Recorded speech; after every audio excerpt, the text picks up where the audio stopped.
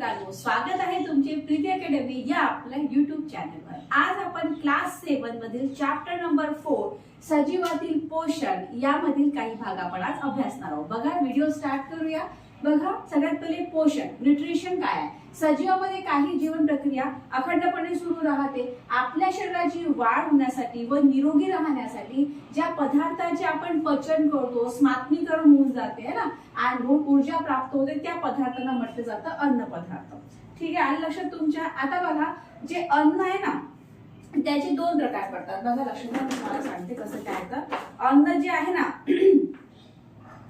आता हे अन्न घटक म्हणजेच काय, पोषक द्रव्य। ओके, आणि या पोषक द्रव्य अन्न घटक म्हणजेच काय, पोषक द्रव्य। आणि हे जे काही पोषक द्रव्य आहे ना, तर या पोषक द्रव्याचे दोन भाग पडतात। कुठले भाग पडतात? एक आहे बृहत पोषक द्रव्य आणि एक आहे सूक्ष्म पोषक द्रव्य। ठीक आहे, आता बघा, कर्बोदके, प्रथिने व स्निग्ध पदार्थ याची शरीराला मोठ्या प्रमाणामध्ये आवश्यकता असते। ओके, आणि तर खनिजे, क्षार, जीवनसत्वे याची काय ते शरीराला अल्प प्रमाणामध्ये आवश्यकता असते। आता स्वयंपोषी वनस्पती आहे। वनस्पती जे आहे ना, ते स्वयंपोषण आणि परपोषण असे दोन हे प्रकार पडतात त्यामध्ये। आता बघा, जे स्वयंपोषी वनस्पती असतात त्याच्यामध्ये काय की जे वनस्पती आहे, जे आपले झाड वगैरे जे की आहे, यांना सुद्धा वाढीसाठी अन्नाची गरज असते।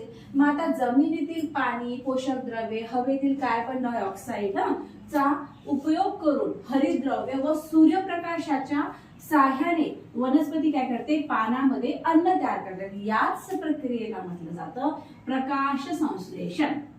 आपल्याला लक्षात ठेवायचं आहे। इथे बघा, एक असं सूत्र दिलेलं आहे, जसं कार्बन डायऑक्साईड प्लस पाणी, मग प्रकाश ऊर्जा आणि हरितद्रव्य, मग काय इकडे अन्न म्हणजेच आपण त्याला ग्लुकोज म्हणतो, आणि प्लस तुमचं ऑक्सिजन। ओके, मग आता याचं बघा, C6CO2 plus CH2O plus C6H12O6 plus 6O2 हे याचं सूत्र आहे प्रकाश संश्लेषणाचं। ठीक आहे, आता बघा, वनस्पती प्रकाश ऊर्जेचे रूपांतर रासायनिक ऊर्जेमध्ये करतात व ही ऊर्जा अन्नाच्या स्वरूपामध्ये साठवून ठेवतात। मुळे पण काय करतात, हे पाणी, खनिज, क्षार जमिनीतून शोषण्याचे कार्य करते। तर खोड जे आहे, झाडाचे खोड, हे पाणी क्षार व पानापर्यंत पोहोचवते। चला, मी तुम्हाला परत सांगते, मी नेमकं तुम्हाला शिकवत काय, तुमची कन्सेप्ट थोडी क्लिअर होऊन जाईल। आज मी तुम्हाला आपलं जे विज्ञान आहे, विज्ञान मधील हे जो इयत्ता 7वी जी आहे ना, त्या इयत्ता 7वीचा मी तुम्हाला चॅप्टर नंबर 4 शिकवत आहे। आपल्या धड्याचं नाव आहे सजीवातील पोषण। ओके, सजीवातील पोषण हा तर सगळ्यात पहिला पॉइंट जो आहे तो आहे पोषण, न्यूट्रिशन याचा पॉइंट आहे सगळ्यात पहिला। मग आता याच्यामध्ये काय दिलं आहे की सजीवामध्ये काय आहे की जीवन प्रक्रिया अखंडपणे सुरू असतात है ना, आणि आपल्या शरीराची, मग मी तुम्हाला म्हटलं की अन्न पदार्थ म्हणजे काय होतं। अन्न पदार्थ म्हणजे काय की आपल्या शरीराची वाढ होण्यासाठी, निरोगी राखण्यासाठी ज्या पदार्थाचे आपण पचन करतो, डायजेशन होते, जे स्मात्मीकरण आपण करतो, जे अझिमिलेशन करतो, त्या पदार्थांना काय सात्विकरण होते, आणि जी ऊर्जा आपल्याला प्राप्त होते, जे काही अन्न पदार्थ आपण खातो त्या अन्न पदार्थाचे जे काही पचन होते, म्हणजे काही डायजेशन होते, जे काही स्मात्मीकरण होते, आणि हे सगळं होऊन जी ऊर्जा आपल्या शरीराला प्राप्त होते, त्या पदार्थांना म्हटलं जातं अन्न पदार्थ। आणि तुमच्या लक्षात की अन्न पदार्थ म्हणजे काय, म्हणजे जर आलाही समजा प्रश्न तुम्ही लिहू शकता है ना। आता बघा, जसं दुसरं यांनी म्हटलंय की अन्न काय करते की आपल्याला विविध प्रकारचे अन्न घटक पुरवते, आणि हे अन्न घटक म्हणजेच काय, तर पोषक द्रव्ये। आणि मग ह्या पोषक द्रव्याचे दोन गटामध्ये वर्गीकरण आहे। इथं अन्न घटक नाही लिहू आपण, पोषक द्रव्य, पोषक द्रव्याचे दोन गटामध्ये वर्गीकरण आहे। एक आहे बृहत पोषक द्रव्य आणि एक आहे सूक्ष्म पोषक द्रव्य, असे दोन भाग आहे। हे आपल्याला लक्षात ठेवावं लागेल की अन्न पोषक द्रव्याचे कुठले दोन भाग आहे, एक आहे बृहत पोषक द्रव्य आणि एक काय तुमचं सूक्ष्म पोषक द्रव्य। ठीक आहे, मग काय बघा की कर्बोदके झालं, प्रथिने झालं, स्निग्ध पदार्थ, आता याची शरीराला मोठ्या प्रमाणामध्ये आवश्यकता असते।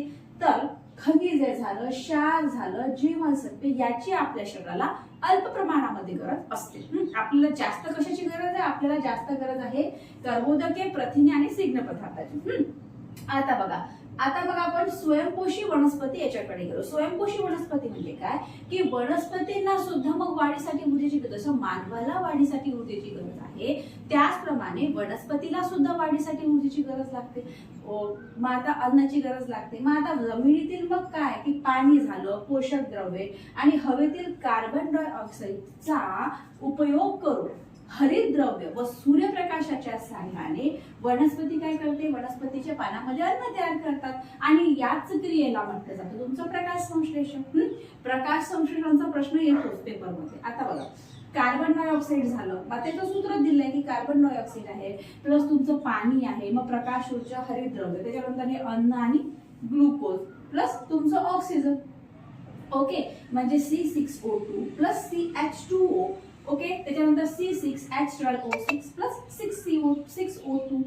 ओके, आता बघा O2 म्हणजे काय झालं तुमचं ऑक्सिजन. ठीक आहे.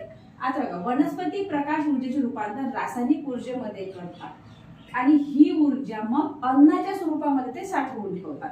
आता जे मूळ असते ना आपल्या झाडाचं, जे काही मूळ असते ते हे मूळ काय करते की जे पाणी, खनिज आणि क्षार जमिनीतून शोषण्याचे ते कार्य करते आणि जे तुमचं खोड आहे हे पाणी व क्षार पानापर्यंत तुमचं पोहोचवते. ठीक आहे. हा इथला एवढा भाग झालेला आहे. पुढील भाग आपण नेक्स्ट व्हिडिओमध्ये बघूया. आय होप तुमचं मी जे काही सांगण्याचा प्रयत्न तुम्हाला केला ते नक्कीच तुम्हाला समजलं असेल. थांबू आपण इथेच. थँक्यू.